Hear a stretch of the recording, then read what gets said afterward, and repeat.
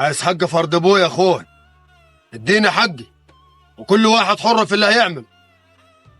كنت مستني التوقيت ده من سنين، كنت عارف ان هيجي اليوم اللي هتطالبني فيه بحقك، وانا مش هاكل عليك حقك.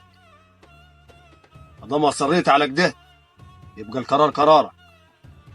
ابونا ساب لنا 4 فدن، نصيبك منهم فدانين. بس قول لي، لو تزرع ايه السنه دي؟ لا، ما انا مش هزرع، انا هبيعه وهعمل مشروع. انا شاطر قوي في التجاره، وانا مليان صالح بتجارتك ولا باللي انت هتعمله. بس كل اللي اعرفه حاجه واحده بس، ان مفيش شبر تراب واحد هينباع من الارض دي. ازاي مفيش حاجه هتنباع يا اخوي؟ علشان اللي سابه لنا ابونا بدل ما نكبره بنهدمه. اللي ملوش ارض ملوش ظهر يا خير.